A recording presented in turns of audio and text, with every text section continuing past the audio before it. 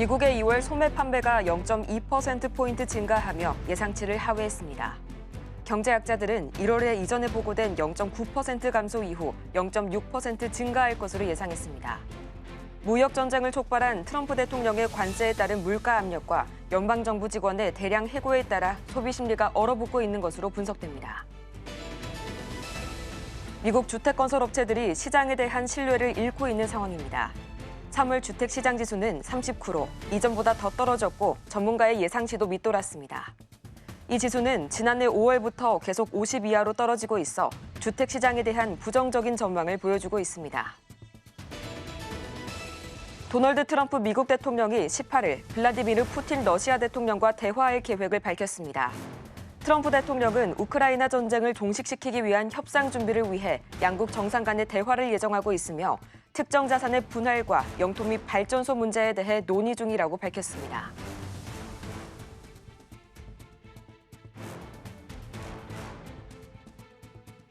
밤사이 뉴욕 증시에서 있었던 일 쉽고 빠르게 전해드리겠습니다. 안녕하세요. 글로벌 증시와이드 진행의 조민재입니다. 이 간밤 뉴욕 증시 3대 지수는 이틀 연속 강세를 이어갔습니다. 이날 발표됐었던 미국의 2월 소매 판매 지표는 이 표면적으로는 예상치를 밑돌았지만요. 그럼에도 불구하고 변동성이 큰 요소들을 제외한 조정 소매 판매의 경우에는 기대치보다 양호하게 나왔는데요. 이 덕분에 이 투자자들은 안도의 한숨을 내쉬었습니다. 네, 뉴욕 증시 지난주 조정 기간을 거치고 반등을 계속해서 시도하고 있습니다. 장 초반에는 하락으로 출발을 했는데요. 점점 상승폭을 키워갔습니다. 자세한 마감 상황 살펴보겠습니다. 이 베센트 재무장관이 경기 침체 가능성을 좀 일축하는 발언을 했는데요. 저가 매수세가 계속해서 유입되고 있는 것으로 보입니다. 뉴욕 증시 3대 지수 모두 다 상승으로 마감했습니다. 먼저 기술주 중심의 나스닥 지수 0.31% 상승했습니다. 점점 기술주들이 좀 더 상승폭을 키우면서 결국에는 상승으로 마감을 했고요. S&P 500 지수도 보겠습니다. 0.64% 상승하면서 마감을 했습니다. 다만 대형 금융회사 중에 한 곳이 목표 주가를 좀 하향하기도 했는데요. 연말 목표치를 5,550포인트로 하향 조정했다는 점 참고하시기 바랍니다. 다우존스 지수도 보겠습니다. 0.85% 상승하면서 전반적으로 좀 훈풍이 깃든 모습입니다. 또 이어서 살펴보겠습니다. 미 10년물 국채 금리 0.23% 하락하면서 마감했습니다. 이 소비 감소 우려로 인해서 이 국채 금리는 장기물 중심으로 좀 하락세를 겪고 있는 것으로 파악이 됩니다. 필라델피아 반도체 지수 1.42% 상승했습니다. 역시나 기술주들, 반도체 지수들이 지금께서 훈풍이 든 만큼 계속해서 상승 흐름 이어지고 있다는 점도 포착해 보시기 바랍니다. WTI 국제유가 보겠습니다. 0.54% 상승했는데요. 이 트럼프 대통령이 예멘에 기반을 둔 무장단체 후티의 향후 공격에 대해서 이란에 책임을 지게 할 것이다라고 말을 했습니다. 이후에 유가가 상승하는 흐름을 보였습니다. 그럼 히트맵 열어서 자세한 종목별 흐름도 체크해 보겠습니다. 네, 전반적으로 혼조세 보이고 있습니다. 그래도 좀 상승하는 종목들이 눈에 많이 띄는 것을 확인해 보실 수가 있는데요. 먼저 빅테크 기술주들 먼저 체크해 보도록 하겠습니다. 팔란티어 1.29% 상승하는 흐름 보였고요. 오라클도 3.18% 상승했습니다. 넷플릭스 또한 오늘 올라오는 모습 확인해 보실 수가 있는데요. 3.49% 상승했습니다. 이 넷플릭스는 거대 스트리밍 기업에 힘입어서 동반 상승했다라고 볼 수가 있겠는데요. 앞으로 좀 더 많은 수익을 창출할 수 있다라는 전망까지도 나오고 있습니다. 또 반도체의 심장 인텔이죠. 이 새로운 CEO가 선임이 되면서 경영 정상화에 대한 기대감이 계속해서 높아지고 있는데요. 인텔 6% 상승 흐름 보여지기도 했습니다. 또 필수 소비재 부분도 보겠습니다. 아마존과 다르게 월마트는 2.47% 상승하면서 올라왔습니다. 의료기술 쪽 그래도 일라이릴리 오늘 1.39% 올라왔고요. 금융 쪽으로 오늘 강합니다. 전체적으로 좀 훈풍이 깃든 모습인데요. 금융 버크셔 해서웨이는 1.63% 상승하면서 마감했습니다. 그럼 이어서 M7 마감 상황도 살펴보도록 하겠습니다. 네, 오늘 혼조세 보이고 있습니다. 특히 엔비디아는 오늘 좀 그 GTX 2025를 앞두고 나서 좀 관망세가 짙은 모습인데요. 1.76% 하락하면서 마감을 했습니다. 그래도 오는 21일에 젠승화 CEO가 기조 연설을 합니다. 어떤 발언을 할지 계속해서 관심이 모아지는 상황이기 때문에 이 점 참고하시면서 전략 세워보시면 좋을 것 같습니다. 애플은 2.24% 상승했고요. 마이크로소프트 0.04% 소폭 상승하면서 마감했습니다. 이 마이크로소프트 같은 경우에는 미국 물리학회 글로벌 물리학 서밋 2025에 참가를 하는데요. 마요나라 원 양자 컴퓨팅 칩과 관련된 정보를 공개할 예정입니다. 양자 컴퓨팅 발견으로 한 이 100주년을 기념을 해서 마이크로소프트뿐만이 아니라 구글과 IBM 그리고 인텔 등 주요 IT 기업들이 참가를 합니다. 학계 연구진이 양자 컴퓨팅과 AI에 관련된 연구를 발표할 예정이라는 점도 참고해 보시면 좋을 것 같습니다. 이어서 아마존닷컴도 살펴보겠습니다. 아마존닷컴은 좀 쉬어가는 모습인데요. 1.42% 하락하며 마감했습니다. 이 아마존이 에코 스마트 스피커 사용자들의 로컬 음성 처리 기능을 없애겠다라고 말을 했습니다. 이 모든 음성을 클라우드 서버로 전송하는 정책으로 변경을 하겠다는 건데요. 이는 이 인공지능 기능을 갖춘 알렉사 플러스의 학습을 위한 것이라고 볼 수 있겠습니다. 하지만 사용자들은 개인정보 보호 문제를 좀 우려하고 있는 것으로 나타났습니다. 그럼 이어서 또 살펴보겠습니다. 네, 알파벳 A도 메타, 테슬라는 좀 하락하는 흐름이 이어졌습니다. 알파벳 구글은 이 제미나이를 통해서 좀 더 통합 확산 전략에 적극적으로 나서고 있는 것으로 보이는데요. OS 기반의 스마트폰을 지원하는 어시스턴트를 완전 종료하고 이 제미나이로 통합한다라는 계획이 계속해서 나오고 있는 상황입니다. 그래도 이번 발표는 스마트뿐만 아니라 구글의 AI 비서 전략 전반적으로 좀 영향을 미치게 된다는 점 포착해 보시기 바랍니다. 메타 플랫폼스 0.44% 하락했고요. 오늘 테슬라의 하락세가 좀 강합니다. M7 중에 가장 가팔랐던 급락세를 또 보였었는데요. 그래도 연일 좀 회복을 하는가 싶었는데 오늘 다시 하락으로 돌아섰습니다. 금융사에서는 목표 주가를 또 하향 조정을 하면서 후폭풍을 맞고 있습니다. 테슬라 올해 들어 38% 넘게 폭락했습니다. 그럼 이어서 주요 글로벌 이슈 소식도 살펴보도록 하겠습니다. 미국 소매 판매가 지난달 시장 예상을 하회한 것으로 나타났습니다. 예상 밖으로 급감한 지난 1월 수치는 더더욱 하향 조정이 됐는데요. 미 경제의 3분의 2를 지탱하는 소비가가 냉각 조짐을 보이면서 경기 둔화 우려가 지속될 전망입니다. 미 상무부에 따르면 올해 2월 소매 판매는 7,227억 달러로 집계돼 전월보다 0.2%포인트 증가했습니다. 당초 시장에서는 지난달 소매 판매가 0.6% 늘어날 것으로 예상을 했는데요. 전망치를 대폭 하회한 겁니다. 소매 판매 13개 항목 중에 7개 품목에서 감소세가 나타났습니다. 소비 심리 역시 악화되고 있는데요. 미국의 대표적인 경기 지표인 미시간대 이 소비자 심리 지수가 2022년 11월 이후 2년 4개월 만에 최저치를 기록했습니다. 또 미국 경기 하강 우려가 지속이 되면서 오는 18일에서 19일에 열리는 FOMC 정례 회의를 주목하고 있습니다. 미 연방준비제도가 기준금리를 연 4.25%에서 4.5%로 동결할 가능성이 확실시되는 상황에서 이 금리 전망을 담은 점도표가 이목을 쏠리고 있는 상황이라는 점 포착해 보시기 바랍니다.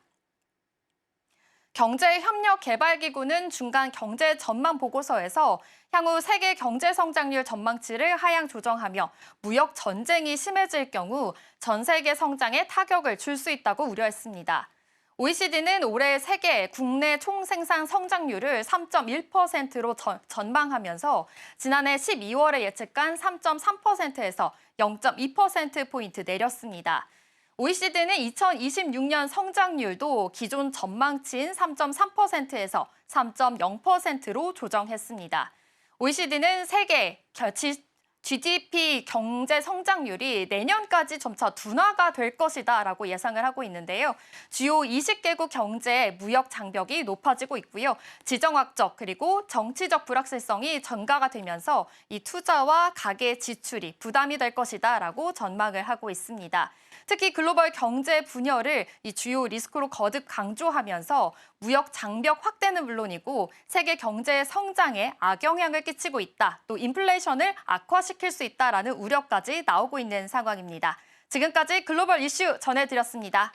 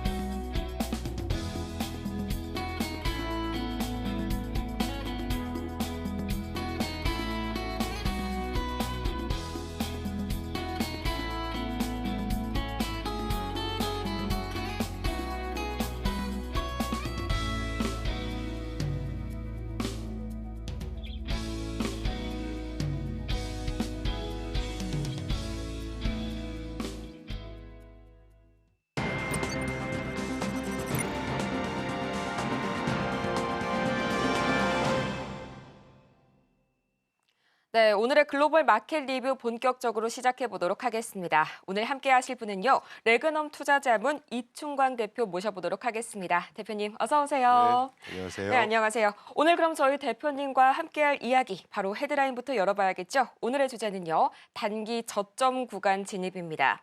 이 밤사이에 미증시가 이틀 연속 반등 흐름을 이어갔습니다. 이 베센트 장관의 위기는 없을 것이다. 이런 일종의 호언 장담도 있었고요.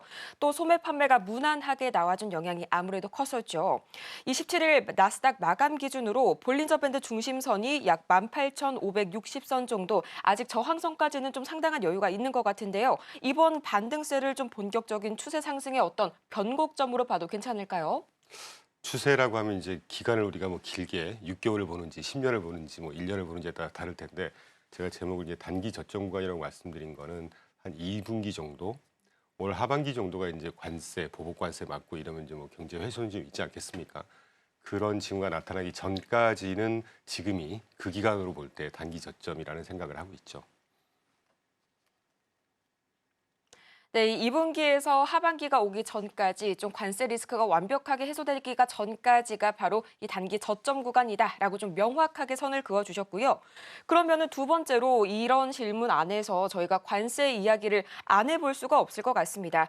지금 트럼프 대통령을 비롯해서 각종 이 트럼프 행정부의 관련자들이 4월 2일을 기점으로 좀 관세 이슈가 크게 변화할 것이다라고 계속해서 이야기를 나눠주고 있는데, 관련해서 앞으로 좀 4월 초에 큰 게 온다, 이런 분위기가 지금 시장에 팽배하죠. 이와 관련해서 저희 중요한 파급 효과 어떤 시점에 좀 이루어질까요? 파급 효과라고 하는 건 이제 뭐 소비든지 뭐 GDP 성장률이든지 이런 것들이 훼손이 조금 있겠죠. 근데 그 정도는 그때그때 발표되는 하드 데이터를 보고 우리가 판단해야 된다는 생각이고, 다다음 페이지에 우리가 관세 관련해서 지금쯤이면 이제 관세가 어느 위치에 와 있는지를 한번 살짝 짚고 넘어가고 싶어요. 요 다음 페이지일 텐데, 요 그래프가 지난주에 이제 JP 모건이 발표한 자료인데, 제가 사실 지지난주부터 원래 그 미국이 보편적으로 거래 상대국에 부과하고 있는 관세의 평균이 2.2%였다가 그게 이제 지난주 현재까지 25% 관세 부과하고 이런 것들 합쳐 보니까 8.9% 정도 평균 관세를 끌어올렸다고 해요. 그런데 4월 2일 날이 요 지금 빨강선으로 쭉 그어놓은 곳이 리시프로컬 레벨이라고 해서 한 12% 정도까지 끌어올릴 거로 예상을 하고 있습니다. 저 역시도 그런 예상을 했었고, 근데 저는 이제 이 작금의 사태, 이 관세가 지배하는 사태를 보면서 4월 2일까지는 적당한 변동성은 좀 있을 거예요. 근데 그럼에도 불구하고 4월 2일 날 지금 뭐 스캇 베센트라든가 하워드 러트닉이라든가 이번 트럼프 대통령조차도 4월 2일 날 큰 거 온다 준비해라 뭐 이런 식의 워닝을 하고 있는데 그게 결국은 보편 관세를 한 10에서 12% 정도까지 끌어올리겠다는 이 복선인 것 같고 사실은 이게 만약에 세팅이 확실히 된다고 하면 불확실성은 거의 거쳐지는 게 아닌가 하는 생각이 들어요. 그래서 오늘 아침에도 제가 오면서 보니까 월가에서 이제 그런 목소리가 나오기 시작합니다. 보편 사고관세가 한 12% 정도에서 딱 확실히 세팅이 되면 그 다음부터는 협상을 통해서 낮추는 일만 남지 않았냐. 그래서 오히려 조금 호재 아닌 호재로 받아들여도 되지 않을까 하는 생각을 하고 있죠. 네, 4월 중순까지는 좀 적절한 수준의 변동성은 있을 것이다. 저희 자료와 함께 자세하게 살펴보고 왔는데요. 아무래도 저희 지난주 CPI와 또 PPI가 함께 좀 발표가 됐었죠. 그 전주와는 다르게 또 지난주에는 상당히 좀 호재로서 작용을 한 부분들이 컸었습니다.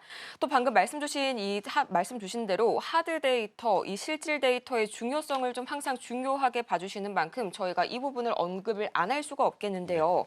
이 지난 한 주 미국의 경제 데이터를 한번 어떻게 발표됐는지 간단하게 요약을 한번 해볼까요? 네, 방금 앵커님께서 언급해 주셨던 그 소비자 물가지수, 생산자 물가지수, 뭐 지난주 발표된 것까지는 괜찮을 수준이었다고 예상이 됩니다. 그런데 이제 실제 관세가 적용되는 구간이 2월 정도부터 적용이 되는 거잖아요. 그래서 2월께 발표되는 3월 수치를 한번 중요하게 봐야 될 것 같고 뭐 그 정도 넘어가고 그 다음 페이지 지난주 발표됐던 주요한 하드 데이터를 보시면 소비자 심리 지표가 있어요. 근데 이 소비자 심리 지표가 제가 써드린 대로 이게 소프트 데이터의 대표적인 사례입니다.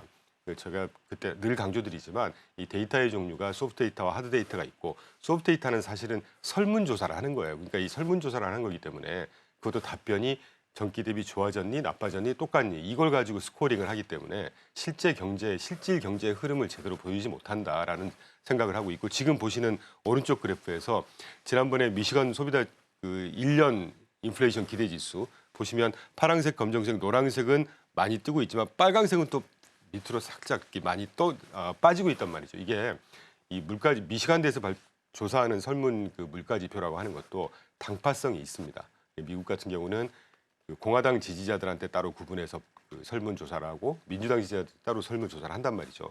그런데 그조차도 공화당 지지자들은 물가가 굉장히 안정적으로 나올 거라고 예상을 하고 있는 것처럼 이 심리 지표의 한계를 그대로 보여주고 있는 것이죠. 그래서 심리 지표나 그 미시간대 뭐 예를 들면 물가 그 기대 지표가 많이 떴다고 해서 실제 물가가 이렇게 막 천정부지로 솟을 거다라는 그런 과도한 해석은 굳이 불필요한 단계가 아닌가 하는 생각이 드는 것이죠.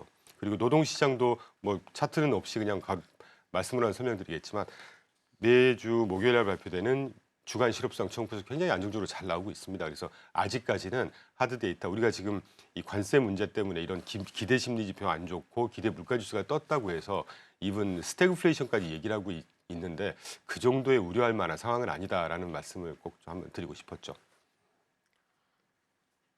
네, 뭐 사실 전월도 그렇고 최근 시장에 우려를 샀던 거는 좀 미시간대 심리지수, 그중에서도 소프트 데이터에 관련된 부분들이 좀 아니었지 않습니까? 그 영향이 아무래도 하드에 비해서는 제한적이다라는 말씀이 좀 안심이 많이 되고요.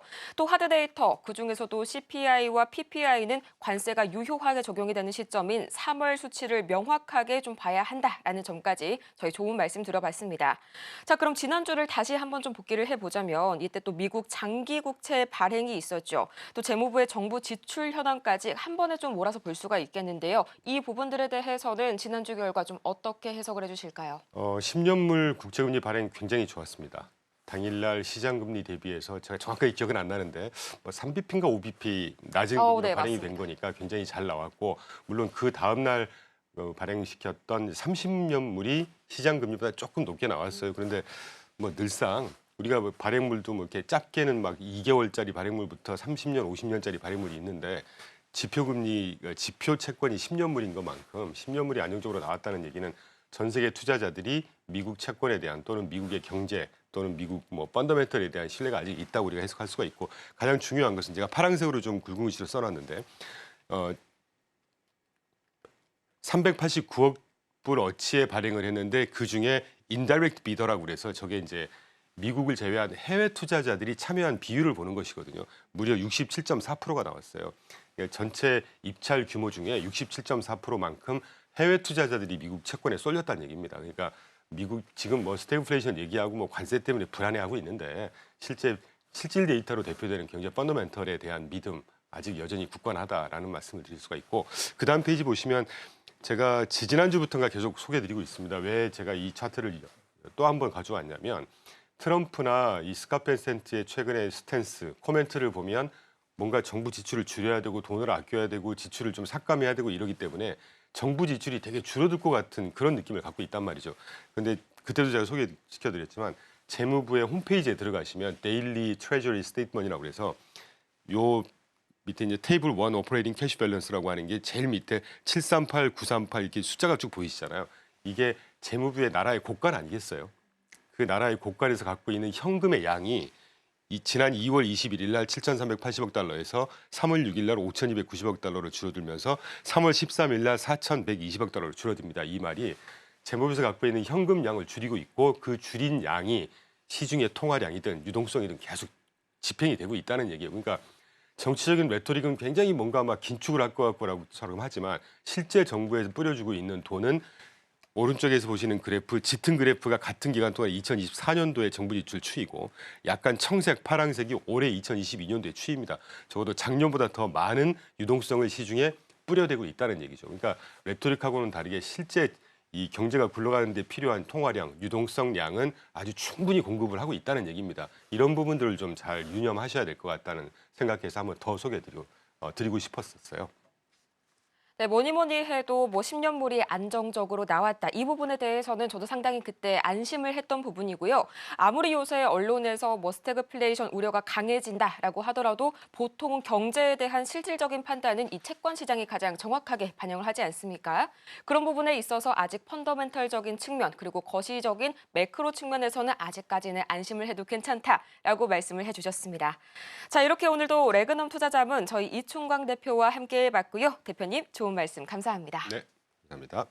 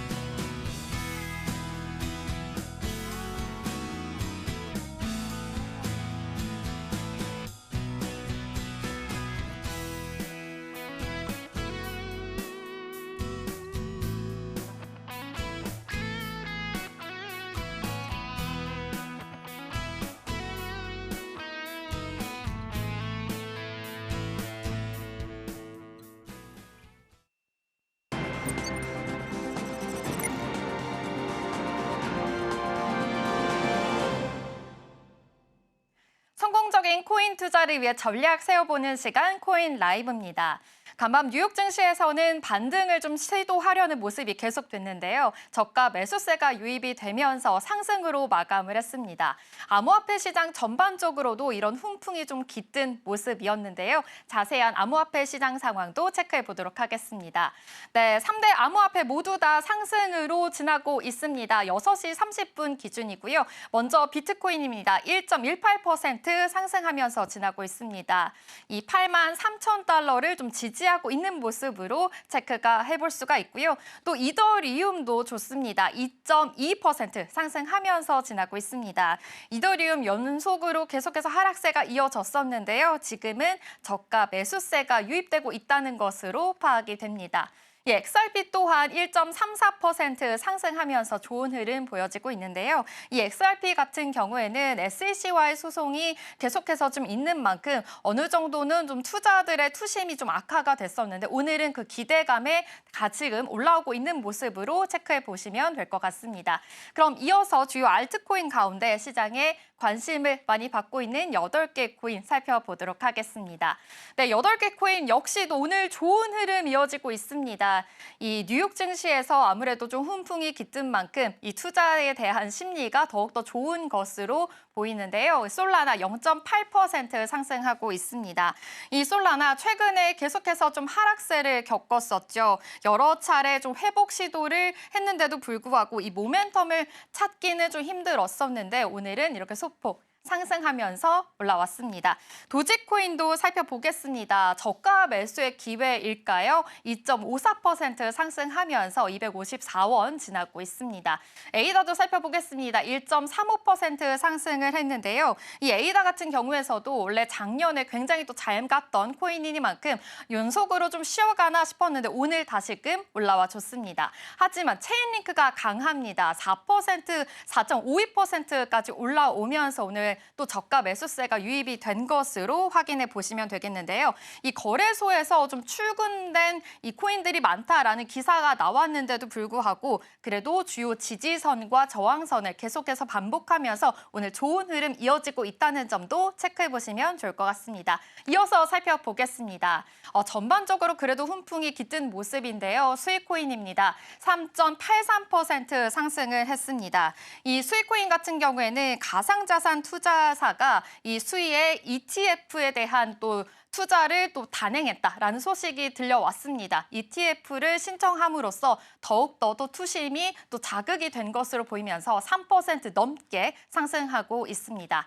아발란체도 오늘 좋습니다. 1.6% 상승하고 있고요. 스텔라 루멧 또한 3% 넘게 상승하면서 오늘 전반적으로 훈풍이 깃든 모습입니다. 하지만 오늘 시바이누는 다소 숨고르기를 하고 있습니다. 1.97% 하락을 하고 있는데요. 시바이누 다른 코인들이 못 갈 때 그나마 조금은 가는 모습이었습니다. 그러다 보니까 지금은 차익 실현이 조금 나오고 있는 것으로 파악이 되고요. 또 시바리움 내에서 토큰 출시가 더 기대가 되고 있는 만큼 이 점도 계속해서 체크해 보시면 좋을 것 같습니다. 그럼 이어서 빼놓을 수 없는 암호화폐 이슈 소식 전해드리겠습니다. 마크 유에다 이 미국 증권거래위원회 위원장 직무대행이 바이든 행정부 시절에서 2023년 2월에 제안된 이 가상자산의 커스터디 이 요건 강화법에 대한 법안을 철회하겠다라는 고려한 방안이 나왔습니다. 이 가상자산 전문 미디어 블록롱에 따르면요, 해당 규정은요, 등록된 투자 자문사에게 서비스를 제공하는 커스터디 기관이 특정 요건을 준수하도록 요구하는 내용을 포함하고 있습니다. 이 마크 유에다는 한 컨퍼런스에서 이러한 요구를 준수하는 데 상당한 어려움이 있다라고 이야기하기도 했고요. 또 SEC 직원들에게 적절한 조치를 취하고 이를 위해서는 가상자산의 태스크포스와 함께 긴밀히 협력할 것이다라고 이야기하고 있습니다. 그의 연설은 또 규정 철회와 수정, 그리고 준수 기한 연기, 그리고 SEC의 규제 제정 과정에서 초점을 맞췄습니다. 또 그는 SEC의 규제에 대해서 범위를 좀 더 확대하는 과정까지 거칠 예정인데요. 가상자산을 포함한 것은 실수다라고 이야기하기도 했고요. 관련 제안서에서 가상자산 관련된 조항을 삭제할 방안을 마련하라라는 이야기까지 나오고 있습니다. 직원들에게 이렇게 요청한 바가 있다는 점도 참고해 보시기 바랍니다. 이어서 살펴보도록 하겠습니다. 네, 지금까지 암호화폐 이슈에 대해서 알아봤고요. 전문가와 함께 다양한 소식에 대해서도 살펴보도록 하겠습니다. 코인 라이브 시작합니다.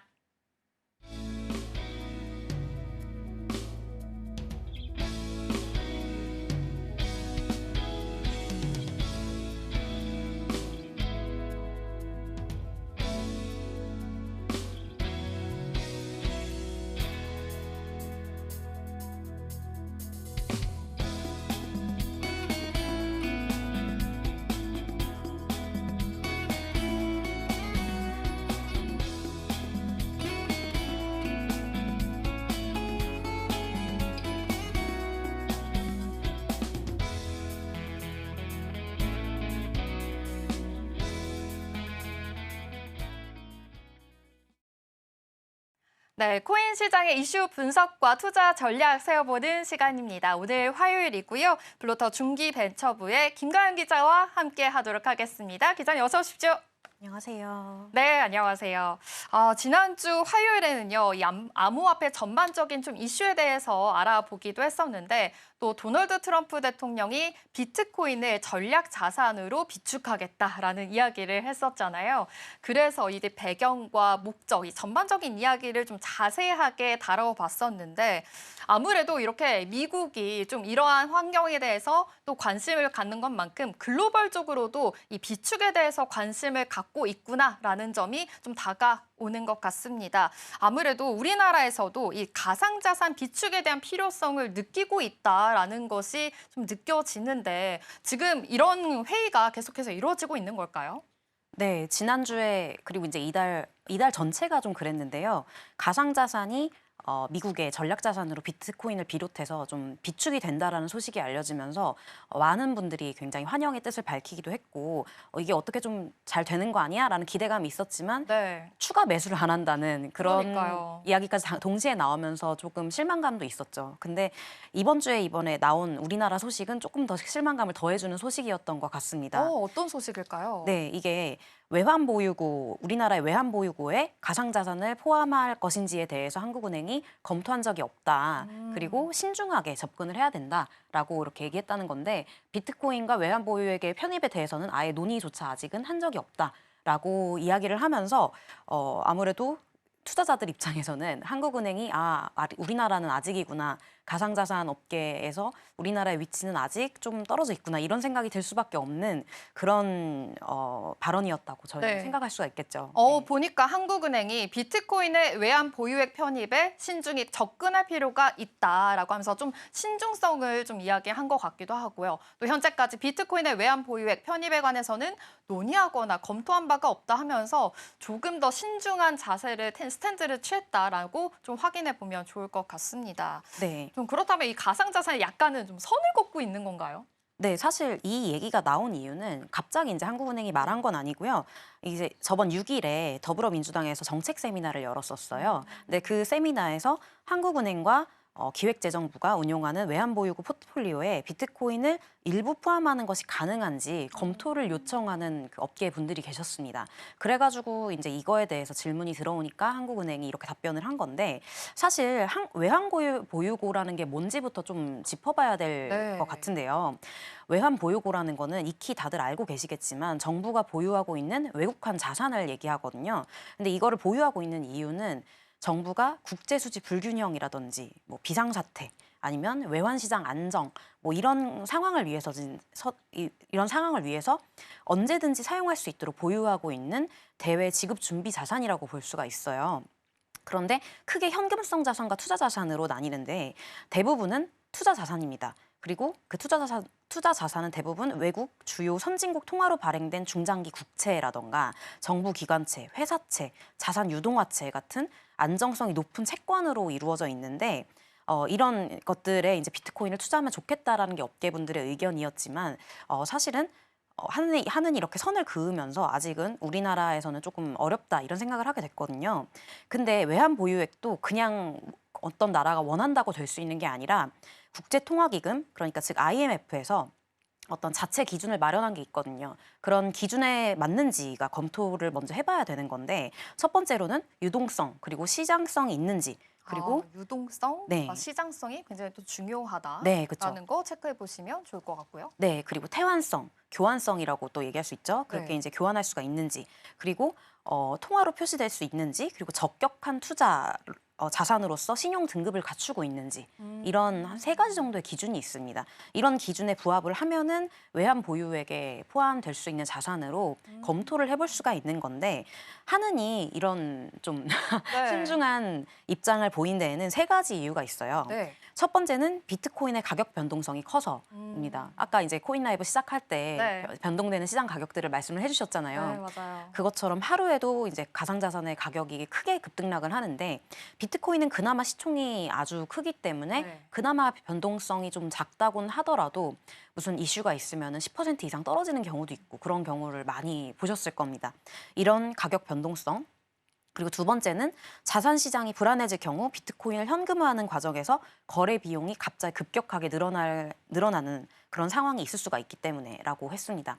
이게 비트코인을 갑자기 현금화하려고 하는 사람들이 몰려들 수가 있잖아요. 그러면 당연히 가격 변동성에도 영향이 있을 거고 그런 교환 자체에도 문제가 생길 수도 있기 때문에 이렇게 얘기를 한 것 같고요. 그리고 마지막으로 비트코인을 우리나라가 외환 보유액으로 갖고 있다고 하더라도 다른 나라에서 이걸 인정을 안 해주면은 소용이 없잖아요. 그렇기 때문에 이런 대외 안전판으로서 인정받기 어렵다는 이유, 이런 이유도 있었습니다. 근데 이게 우리나라만이 아니라 비트코인의 외환 보유고 편입에 대해서 체코나 브라질 뭐 이런 나라에서는 굉장히 긍정적인 반응을 내보였는데 유럽 중앙은행이라든지 스위스 중앙은행 그리고 일본 정부 같은 주요 국가에서는 부정적인 입장을 좀 내놨습니다. 그래서 하는만의 그런 입장은 아니라는 거죠, 비단. 네. 그렇다면 지금 이렇게 봤을 때 좀 개인적으로 궁금한 거는 가상 자산이잖아요. 그래도 이 자산인 건데 아직 국가 입장에서 봤을 때는 좀 아직은 변동성도 너무 크고 이 가격 변동성에 따라서 이 나라가 또 흔들릴 수가 있기 때문에 이에 대해서 좀 조심하자라는 의미가 더 깊은 건가요? 네, 그렇죠. 아무래도 뭐 아직 비트코인을 미국에서 이제 전략 자산으로 편입을 하기는 했지만 네. 미국만 그런 거지 사실은 아직은 가상 자산에 대해서 전 세계 많은 국가들이 신중한 태도를 보이고 있는 건 맞기 때문에 그래서 지금은 좀 검토를 해봐야 된다, 논의를 좀 시작해봐야 된다 이렇게 보면 될 것 같습니다. 네, 이렇게 말씀해 주신 대로 지금 다른 나라에서도 아무래도 좀 부정적인 견해는 있다라는 것을 체크해 보시면 될 것 같은데요. 이렇게 봤듯이 한국은행에서도 아직은 보수적인 입장을 유지하고 있습니다. 그런데 민간에서는 좀 열린 태도를 보이고 있는 것으로 좀 확인이 되거든요. 지난주에도 살펴봤듯이 가상자산 ETF에 대해서도 이야기했었잖아요. 이 가상자산 ETF가 생기면 기관들이 또 투자를 할 수가 있게가 되는데 기관 투자자에서는 가상자산에 대한 투자의 움직임을 조금 더 그래도 하자라는 것으로 보이거든요. 이에 대해서는 어떻게 보실까요? 네, 맞습니다. 이게 저는 이번 주 그리고 네. 이번 달을 보면서 약간 찬물과 더운 물을 맞아요. 들어갔다 나왔다 하는 느낌이 들었는데요. 한은에서는 또 그렇게 보수적인 입장을 보였지만 그거와 다르게 민간과 정치권에서는 상당히 좀 적극적인 모습을 올해부터는 좀 보여주고 있는 것 같아요. 아직 3월밖에 안 됐는데 올해가 지나기 전에 뭔가 좀 보여주지 않을까 이런 기대감이 모이는 그런 모습들을 좀 보여준 게 있는데요. 이제 17일에 정성국 국민의힘 의원이 자산운용사의 투자 대상에 가상자산을 포함시키는 그것을 허용할 수 있는 자본시장과 금융투자업에 대한 법률 개정안을 발의를 했습니다. 이게 이제 발의한 내용을 보면은 자본시장법상 집합투자기구가 가상자산 연계 상품을 만들고 거래할 수 있도록 허용하는 내용인데 이거 쉽게 말하자면은 제가 지난주에 말씀드렸던 가상자산 ETF를 운용사가 만들고 판매할 수 있도록 허용해주자는 거예요. 그래가지고 이 법안이 나왔다라는 기사가 뜨고 나서 업계에서는 상당히 조금 반응이 뜨거웠습니다. 이게 가상자산 ETF, 특히 이제 비트코인 ETF라고 하면은 뭐 외국에서만 거래되는 그런 걸 상상을 하고 있었는데 이제 우리나라에서도 운용사가 가상자산 ETF를 만들면 조금 더 안전하게 투자를 할 수가 있는 길이 열리기 때문에 아무래도 좀 되게 반가운 소식이었죠. 한국은행의 이런 입장이 발표된 지 얼마 되지 않아서 이 법안이 발의됐다는 소식이 나왔던 건데요. 그래가지고 이제 많은 분들이 환영의 뜻을 밝히기도 했고 이런 얘기가 나온 것도 지난 7일에 당정이 가상자산 시장의 건전한 발전을 위한 정책 과제라는 간담회를 열었었는데요. 이 간담회에서 비트코인 현물 ETF 도입 검토를 공식적으로 이제 해야겠다라고 발표를 했었습니다. 그래가지고 그런 이야기가 나온 지 열흘 정도 지나서 바로 법이 발의가 된 거기 때문에 굉장히 속도가 빠르잖아요. 네. 그래서 이러면 할 수 있다. 이러는 속도라면 아무래도 조만간 할 수 있지 않을까라는 긍정적인 전망이 나오는 거죠. 진짜 이렇게 찬물과 더운 물을 좀 왔다 갔다 하는 것처럼 보이는데 한은에서는 아무래도 조금 더 보수적인 입장에서 이 가상자산을 좀 전략적 비축에 대해서는 아직은 검토할 좀 필요성이 아직은 없다. 좀 더 오랫동안 검토를 해야 된다라고 말씀을 했고 이 기관 입장에서는 그래도 가상자산에 대한 ETF가 생기면서 더 투자할 수 있게 만들어줘야 된다라는 입장을 계속해서 내놓고 있는 상황입니다. 그래도 우리가 봤을 때는 가상자산에 대한 ETF가 생기는 건 굉장히 긍정적인 시그널이다라고 기자님께서도 말씀을 해주셨는데 좀 그거에 대한 이야기는 계속 동의한 입장이실까요? 네, 그렇죠. 저 같은 경우에는 투자자의 입장에서 그리고 이 시장을 굉장히 오랫동안 저도 지켜보았거든요. 아마도 제가 이 시장에 처음 참여하기 시작한 건 이제 2017년 정도부터인데요. 그때부터 지금 굉장히 오랫동안 시장을 바라보고 있는 입장에서 정말 전망이 좋은 시장이고 발전 가능성이 무궁무진한 시장인데 우리나라에서는 너무나 보수적이다. 이런 생각을 저만이 아니라 많은 분들이 하고 있습니다. 그런데 금융시장에서 더 보수적일 것 같은 나라들도 이미 적극적으로 검토를 하고 있고 이런 ETF를 도입한 국가도 있고 그리고 거래소들에 대한 규제도 어떻게 보면 좀 풀어주고 있는 나라도 있고 이러기 때문에 이게 우리나라도 이제는 더는 늦으면 안 된다 이런 생각을 하고 있어서 저는 이 가상자산 현물 ETF 관련 법안이 통과가 된다면은 네. 좀 시작점이 될 수 있지 않을까. 아까 그 코인라이브 시작 부분에서 얘기하셨던 네. 미국 SEC에서 그 코인 가상자산 커스터디 규제를 좀 철회할지 고민 중이다 이런 얘기를 하셨잖아요. 네. 그게 우리나라보다 훨씬 더 앞서 있는 생각들과 고민들인 거거든요. 우리나라는 이제 가상자산 아직도 거래에서만 머물고 있는 고민들인데 그 거래를 조금 더 안전하게 할 수 있는 방법이 무엇이고 기관 투자자들이 더 안전하게 자신들의 가상자산을 보관할 수 있는 방법 그런 것들에 대한 논의가 지금 미국에선 이루어지고 있는 거죠. 근데 우리나라는 아직도 거래 단계에서 지금 규제를 마련하고 있기 때문에 더 늦어지면은 조금 가상자산 시장의 좀 점유율이라던가 그런 패권을 좀 빼앗길 수 있다라는 게 이제 저의 의견입니다. 아무래도 미국에서는 지금 도널드 트럼프 대통령이 가상자산 나는 가상자산의 대통령이야라고 말할 만큼 아무래도 계속해서 좀 이슈를 만들고 있는 시장이니만큼 계속해서 이 자반을 계속해서 가꾸고 있다라는 생각이 들거든요. 근데 우리나라에서는 아직까지 좀 보수적인 입장이 더 강하다라는 말씀을 해주셨습니다. 그래도 해외에서는 슬슬 시동을 걸고 있다라는 점을 포착해 볼 수가 있었는데요. 이 해외 주요 국가들이 좀 더 빠르게 정책을 만들고 있는 상황으로 보입니다. 이 최근에 미국에서는 가상화폐에 대한 그런 서밋이 열리기도 했었는데 이 주요 국가들도 그래도 정책을 만들기 위한 지금 스탠스를 취하고 있다라는 점이 포착이 됐거든요. 좀 어떤 식으로 지금 정책을 만들기 위한 이슈가 되고 있을까요? 네. 이건 아주 큰 이슈였는데 미국이 이제 비트코인을 전략 자산에 편입하겠다. 이게 네. 아무래도 이번 달을 아주 뜨겁게 달궜던 주제였죠. 이게 새로 매수하는 건 아니지만 지금까지 미국이 범죄 수익으로 이렇게 쳤던 그런 범죄자들한테 이제 몰수한 비트코인 이게 한 20만 3,650개 정도 됐었습니다. 이 비트코인들을 전략 자산으로 돌리는 행정명령을 이달 초에 했었기 때문에 이게 어떻게 보면 신호탄으로 미국의 트럼프 대통령의 어떤 가상자산 관련 입장 그리고 아까 말씀하신 대로 가상자산 대통령이 되겠다라는 거에 시동 이렇게 네. 볼 수가 있었어요.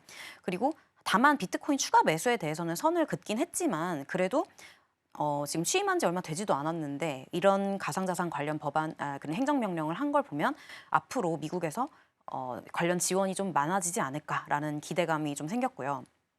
그리고 트럼프 대통령만이 아니라 이미 작년에 1월에도 아주 큰 이슈가 있었습니다. 이제 1년이 됐는데 11개에 이르는 비트코인 현물 ETF가 SEC로부터 승인을 받아서 판매를 하기 시작을 한 거예요. 네. 그러니까 거래가 되기 시작한 거죠. 미국에서 판매를 시작한 거죠? 네, 그렇습니다.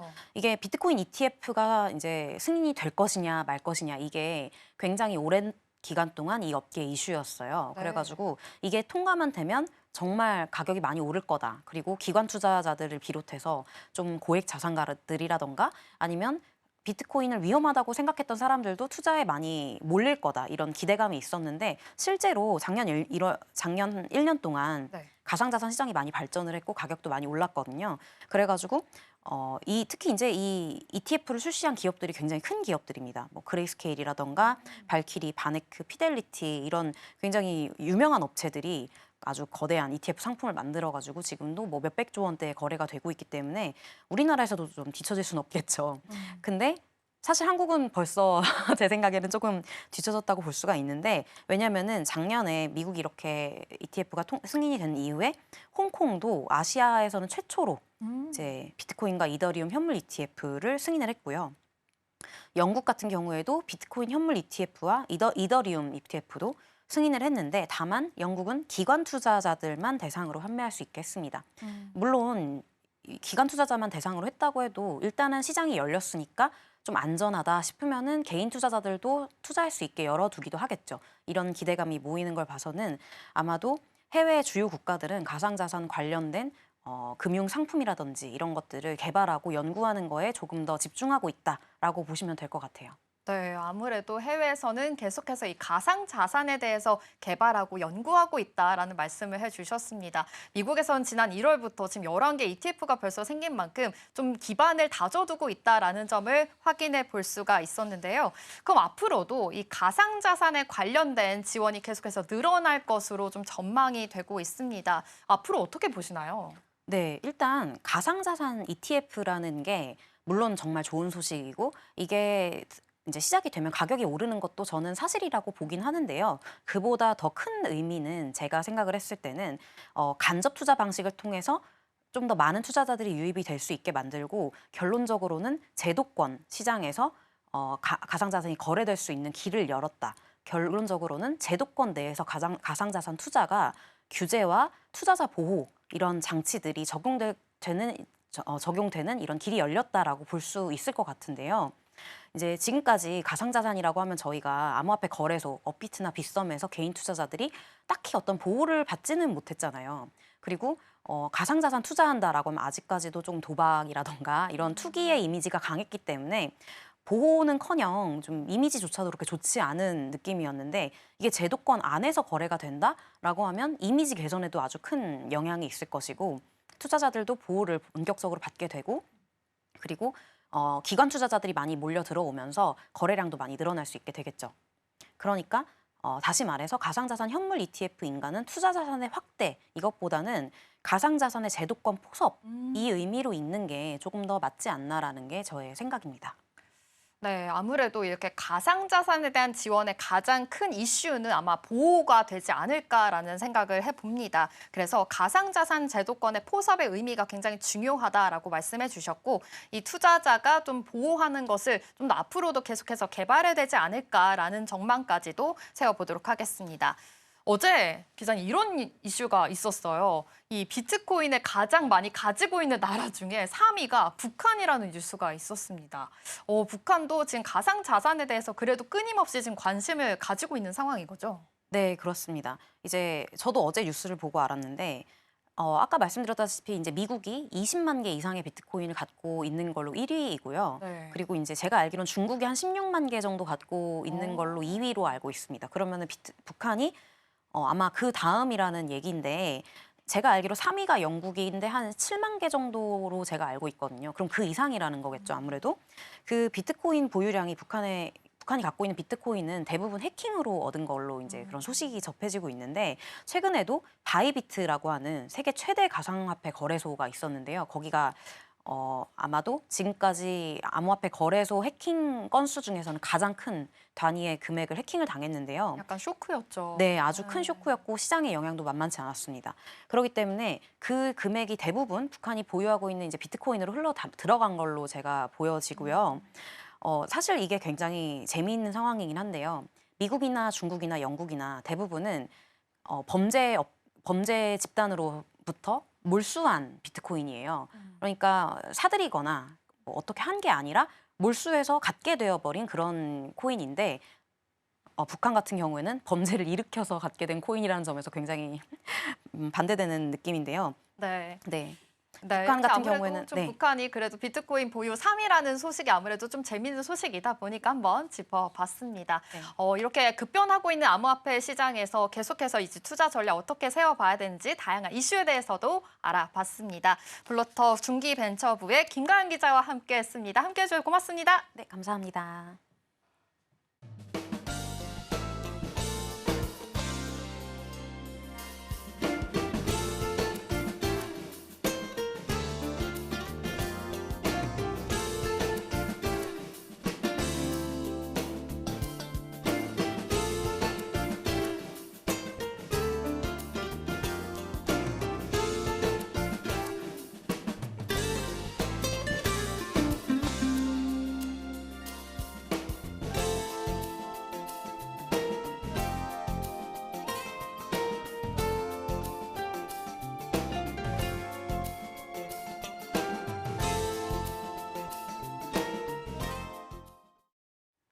(3월 18일) 화요일 글로벌 증시와이드가 준비한 소식은 여기까지입니다. 본 방송에서 제공하는 정보는 투자 판단을 위한 조언일 뿐 해당 종목의 가치와 수익률을 보장드리지 않는다는 점 다시 한번 양해 부탁드리면서요. 저희는 다음 이 시간 더 유익하고 알찬 소식 가득 들고 찾아오도록 할게요. 오늘도 함께해 주신 여러분 고맙습니다.